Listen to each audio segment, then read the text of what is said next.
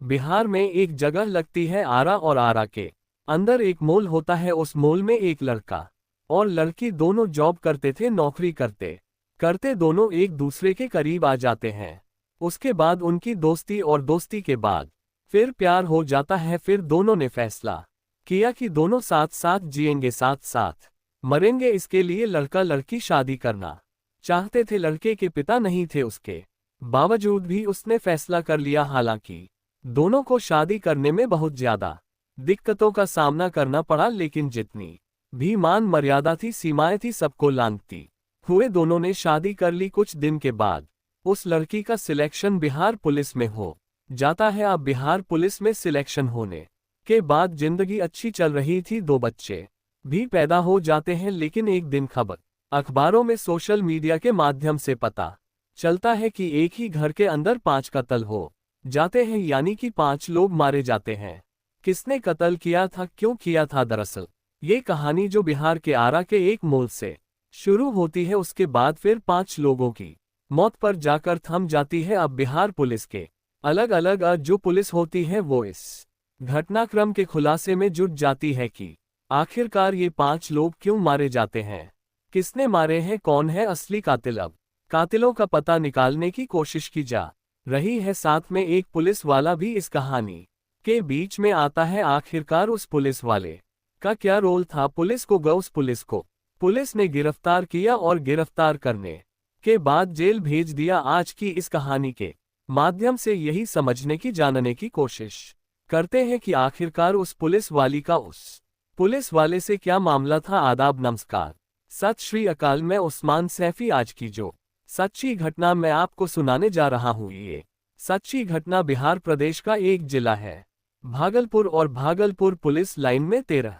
अगस्त 2024 की सुबह की बात है। एक दूधिया रोजमर्रा की तरह दूध देने के लिए आया करता था। CB 38 जो पुलिस क्वार्टर है उसमें जाता है और घंटी बजाता है, लेकिन कोई रिस्पांस नहीं आता तो थोड़ा परेशान होता है। बार बार आवाज लगा रहा आता है, बहन जी, माता जी या भैया जी, इस तरह से आवाज लगा रहा था। लेकिन जब कोई रिस्पांस नहीं आ रहा था, तभी उसने इंतजार करने के बाद खिड़की से झांकने की जैसे ही कोशिश की तो जो गेस्ट रूम होता है, इस गेस्ट रूम के अंदर एक चारपाई पड़ी हुई थी। उस चारपाई पर एक लाश पड़ी हुई है। जैसे उस व्यक्ति ने, उस दूध वाले ने उस लाश को अपनी आंखों से देखा। देखकर उसकी चीख निकल जाती है। जब वह जोर जोर से चीखता है, चिल्लाता है, तो पुलिस क्वार्टर में जो बाकी और क्वार्टर होते हैं, कमरे होते हैं, उनमें जो लोग मौजूद थे वो चीख पुकार सुनने के बाद तुरंत मौके पर आते हैं। और मौके पर आने के बाद उन्होंने भी उस शिक्षे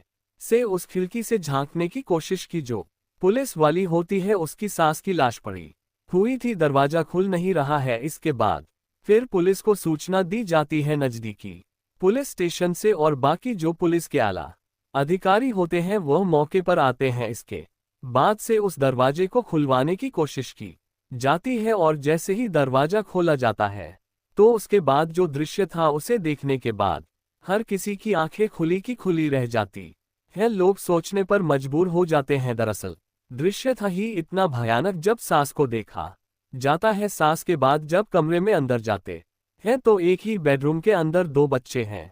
एक बच्चे का नाम शिवांश, जिसकी उम्र लगभग 6 साल के आसपास होती है, और एक लड़की जिसका नाम सलोनी होता है, जिसकी उम्र लगभग 3 साल के आसपास होती है। साथ ही इन बच्चों की माँ होती है नीतू, जिसका नाम होता है, जो कि बिहार पुलिस में कांस्टेबल होती है। उसी के नाम से यह जो कमरा है, जो क्वार्टर है, वह अलॉट है। पुलिस जब और जांच पड़ताल करती है तो पता चलता है कि एक और लाश है जो एक रस्सी से लटकी हुई है, यानी कि एक ही घर के अंदर 5 लाशें, पति पत्नी, उनके 2 बच्चे और एक सास जो पुलिस वाली होती है। अब आखिरकार इस मामले की जांच पड़ताल करने के लिए कि क्या कहानी है क्या नहीं, SIT का गठन कर दिया जाता है। साथ ही फॉरेंसिक टीम आती है, साथ ही ये सर्विलांस टीम आती है, और जो अलग अलग टीमें होती हैं यहाँ से सबूत जुटाने की कोशिश कर रहे थे। सबूत जुटाने के दौरान पता चलता है कि घर के अंदर 2 चाकू मिलते हैं, ईंट मिलती है, साथ ही धार हथियार मिलते हैं, और एक गीला तौलिया मिलता है। ऐसा लग रहा था जैसे कि एक जगह को साफ करने की कोशिश की गई है, अंदर किसी के आने का कुछ निशान मिल नहीं रहा था जो घर के अंदर है। अब शायद इसी में से ही कोई कातिल था, लेकिन कौन है कातिल यही आप जानने की कोशिश कर रहे थे। तभी पुलिस को एक नोट मिलता है। नोट यानी कि एक पत्र मिलता है, और जो उस पत्र में लिखा हुआ था उस पत्र को देखने के बाद पुलिस की कुछ राह थोड़ी आसान हो जाती है। लेकिन ऐसा लग रहा था जैसे क्या ये वह और भी ज्यादा मुश्किल हो जाता है। दरअसल उस पत्र के अंदर लिखा हुआ था कि नीतू ने मेरे 2 बच्चों को और मेरी माँ को मार दिया है, यानी कि 3 कत्ल इस पुलिस वाले ने कर दिए हैं। इसलिए मुझे गुस्सा आता है और मैंने इसलिए नीतू को मार दिया है। नीतू जो है महिला कांस्टेबल है, जो कि बिहार पुलिस में इसकी तैनाती है। और इन दोनों की अगर पहली मुलाकात की हम बात करें तो बिहार के आरा से इनकी प्रेम कहानी शुरू होती है। प्रेम कहानी मॉल के अंदर या जॉब करते थे। नौकरी करते करते दोनों को प्यार हो जाता है, एक दूसरे से शादी कर लेते हैं और शादी करने के बाद ये अपनी जिंदगी में खुश थे। इसी बीच एन के साल 2015 में इस लड़की की पुलिस में नौकरी लग जाती है और 2 बच्चे पैदा हो जाते हैं। सब कुछ ठीक चल रहा था, लेकिन 2024 में 13 अगस्त की वो सुबह और 12 अगस्त की वो रात में ऐसा क्या हुआ ये हर कोई जानने की कोशिश में जुड़ जाता है। पुलिस वालों ने जब उस जो नोट था, जो पत्र लिखा हुआ था, उसमें एक मोबाइल नंबर भी लिखा हुआ था। पुलिस वालों ने उस मोबाइल नंबर की पड़ताल करनी शुरू की तो पता चलता है कि वो मोबाइल नंबर एक कांस्टेबल का होता है, जिसका नाम होता है सूरज कुमार ठाकुर। अब सूरज कुमार ठाकुर और नीतू के बीच की क्या कहानी है, पुलिस ने जब ये जानने की कोशिश की तो सूरज को हिरासत में लिया जाता है और उससे बातचीत की जाती है। तब ये पता चलता है कि साल 2015 में इस सूरज की और नीतू इन दोनों की बिहार पुलिस में नौकरी लग जाती है। ये कांस्टेबल बन जाते हैं और उसके बाद फिर इनकी पहली पोस्टिंग जो होती है, ट्रेनिंग के बाद में वो नवगछिया एक थाना लगता है, वहां पर पहली पोस्टिंग हो जाती है। दोनों एक दूसरे के लिए बिल्कुल अनजान थे, नई जगह थी। एक तरफ नीतू सिंह ने जो शादी की थी वो लव मैरिज के बाद शादी की थी, और दूसरा इसी थाने में इस सूरज कुमार की जो पोस्टिंग हो जाती है। तो ये एक दूसरे जानते नहीं थे, लेकिन जैसे जैसे वक्त आगे बढ़ रहा था वैसे वैसे इन दोनों की मुलाकातें भी बढ़ने लगती हैं, लेकिन इतना नहीं जैसे एक नॉर्मल ही स्टाफ में एक दूसरे से बातचीत होती है, इससे ज्यादा कुछ नहीं था। साल 2021 तक ये इसी थाने में दोनों साथ साथ रहते हैं, लेकिन इत्तेफाक से दोनों का साल 2021 में यहां से ट्रांसफर हो जाता है भागलपुर के लिए। अब भागलपुर के लिए ट्रांसफर हो जाता है साल 2021 में। तो नीतू जो होती है उसका आरटीआई जो एक एरिया होता है एसपी कार्यालय में, जहां पर आरटीआई की सूचना आती है, उनकी सूचना देना लेना यही काम होता है। वहां पर इस नीत की पोस्टिंग हो जाती है, और जो ये लड़का होता है यानी कि पुलिस कांस्टेबल होता है सूरज कुमार ठाकुर, जिसका डीसीबी ब्रांच में इसकी पोस्टिंग हो जाती है। एक ही एसपी कार्यालय में थे, लेकिन दोनों के ऑफिस दोनों अलग अलग होते हैं। लेकिन इस बीच में एक दूसरे से मिलना जुलना जब एक जगह से दोनों आते हैं, और यहाँ पर बिल्कुल अब एक नई जगह थे, तो यहाँ पर फिर भी दोनों का आपस में मिलना जुलना होता था। लेकिन साल 2023 की बात है, सूरज कुमार को डेंगू हो जाता है और डेंगू से उसकी तबीयत बहुत ज्यादा बिगड़ने लगती है, खराब हो जाती है। उसे शायद हॉस्पिटलाइज भी करना पड़ता है, ऐसा बताया जाता है। अब ऐसी स्थिति में उसका कोई ख्याल रखने वाला नहीं था। तब नीतू ने उस सूरज का ख्याल रखना शुरू कर दिया। उसको जिस चीज की जरूरत होती थी, खाने पीने से लेकर हर चीज की जरूरत है उसकी, वो पूरा करने की कोशिश करती थी। और ऐसे वक्त में जब सबसे खराब दौर सूरज ठाकुर का चल रहा था, तब नीत उसके इर्द गिर्द होती थी। तब कहीं ना कहीं एक दूसरे के नजदीक आ जाते हैं, करीब आ जाते हैं। ये दोनों एक दूसरे के नजदीक आते हैं। अब ये सूरज ठीक हो जाता है। लड़की जब अपने घर पर जाया करती थी तो अपने बच्चों में अपने पति में ध्यान कम होता था। इसका पति क्योंकि पहले नौकरी करता था, बाद में बताया जाता है कि शायद वो बेरोजगार हो जाता है, इसलिए कई बार घर में इस बात पर कलेश भी होता था कि तुम बाहर चले जाओ कमाने के लिए, लेकिन वो शायद अपनी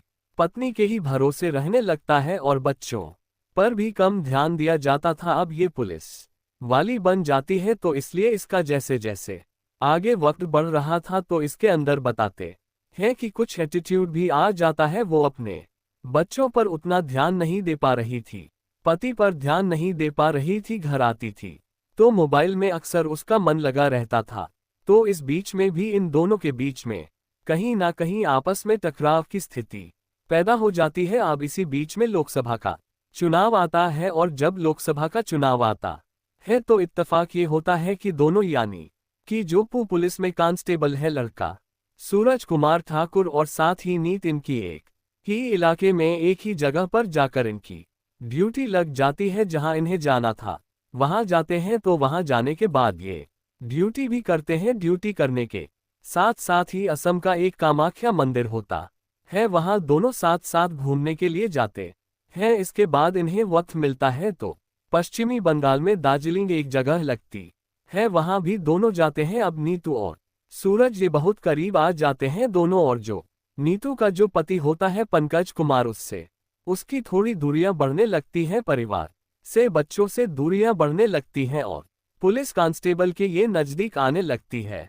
ऐसी जानकारी मिलती है अगर मीडिया रिपोर्ट की माने तो ये दोनों एक बार ये साथ साथ मिल जाते हैं और इस बात का पंकज यानी कि इस नीतू का जो पति होता है उससे थोड़ा विरोध करता है। विरोध की स्थिति आ जाती है और यह नीतू अपने ही पति पर इतना हावी होती है कि हाथापाई तक की नौबत आ जाती है। ऐसा लग रहा था जैसे वो उस पर हाथ छोड़ देगा। घर आते हैं और बात यहाँ से बिगड़ जाती है। अब इन दोनों के बीच में जो कुछ विवाद था इनके बीच में ऐसे चलता रहा, लेकिन ये घर जब आते हैं ये 2-4 दिन बीत जाते हैं। 12 अगस्त 2004 की उस रात में आखिरकार ऐसा क्या हुआ कि 13 अगस्त को एक ही घर के अंदर 5 लाशें मिलती हैं। नीतू, उसके पति की, उसके 2 बच्चों की और साथ ही उसकी सास की। अब जिस तरह से लेटर लिखा हुआ है कि नीतू ने 3 यानी कि 2 बच्चों का कत्ल किया है और उसकी मां को मार दिया है, इसलिए नीतू को उसके पति ने मार दिया है। उसके बाद फिर उसने अपनी जीवन लीला समाप्त कर ली है। लेकिन अगर यहाँ पर देखा जाए तो जिस तरह से लाश मिलती है एक बेडरूम में, तो यह लगता है कि जैसे सोई हुई अवस्था में थे नीतू भी और उसके बच्चे भी। तो इसलिए कत्ल वो कर ही नहीं सकती थी जिस तरह से लाश मिलती है। लेकिन नीतू की अपनी सास से कतई नहीं बनती थी और जो ये लड़का है पंकज कुमार उसकी अपनी मां से बहुत ज्यादा बनती थी। इसलिए पुलिस यहाँ पर कंफ्यूज हो जाती है कि नीतू हो सकता है कि वो अपनी सास का कत्ल कर दे और इसलिए उसने इस मारा है, क्योंकि ऐसा बताया जा रहा है। पुलिस की जांच में आया है कि शायद यह अपनी मां को नहीं मार सकता। अब किसने किसको मारा है पुलिस यहाँ से जो सबूत जुटाने की कोशिश कर रही है। पुलिस की कोशिश है कि जल्द से जल्द इस घटनाक्रम का खुलासा कर दी जाए। लेकिन प्रथम दृष्टया ऐसे ही लग रहा है कि जो लड़का है जिसका नाम पंकज कुमार है उसने अपनी पहले पत्नी, उसके बाद दोनों बच्चों और अपनी मां को भी मारा और खुद को भी उसने अपने जीवन लीला समाप्त करने के बाद जो पूरा घर था पूरी तरह से तहस नहस इस प्यार की कहानी का हमेशा हमेशा के लिए दयांत कर दिया। और उस जो पत्र लिखा था, पत्र में एक नंबर लिखा जो सूरज कुमार ठाकुर का होता है। पुलिस ने उससे पूछताछ की और उसने अपनी प्रेम कहानी जो बताई थी, जिस तरह से उसके अवैध संबंध उस महिला कांस्टेबल के साथ बन जाते हैं और यह बात कहीं ना कहीं इसके पति को पता चल जाती है और यहीं से यह कहानी कत्ल की ओर पहुंच जाती है। 2 एफआईआर इसमें दर्ज की गई है। एक एफआईआर जो पंकज यानी कि इस महिला कांस्टेबल के पति के खिलाफ, लेकिन पंकज अब इस दुनिया में है ही नहीं। साथ ही दूसरी एफआईआर लिखी जाती है सूरज कुमार के खिलाफ। पुलिस ने उसको गिरफ्तार कर लिया है। दोस्तों, इस पूरे घटनाक्रम को सुनाने का उद्देश्य किसी को परेशान करना नहीं है, किसी का दिल दुखाना नहीं, बल्कि आपको जागरूक करना है, आपको सचेत करना है और को बताना है कि जिस तरह से यह बेबुनियाद रिश्ते बनाए गए थे, शायद उसी की वजह है कि एक ही घर में 5 लोगों की मौत हो जाती है। जाते जाते आज सज्जाद हुसैन है, साथ ही मध्य प्रदेश के रहने वाले अलकेश कुमार पटेल हैं, कानपुर के रहने वाले आमिर खान, हसनपुर के रहने वाले हैं फैजान खान। आज इन सभी का जन्मदिन है। इनको जन्मदिन की ढेरों सारी शुभकामनाएं, बहुत बहुत मुबारकबाद। साथ ही कुछ लोगों ने नाम लेने की अपील की है, जिसमें तनवीर आलम है, राजेश हाफिज, मोहम्मद ऋषभ राज, नागेश्वर साहू, राजन चौहान, डॉक्टर नरेंद्र कुमार, अशोक कुमार, अनुज कुमार, मोहम्मद साजिद, गगन लाल, अमन शर्मा, रामू ठाकुर, साहिल अंसारी, नेहा शर्मा, नदीम अख्तर, मनोज दास। आप सब लोग अपना ख्याल रखें, सुरक्षित रहे। जय हिंद, जय भारत।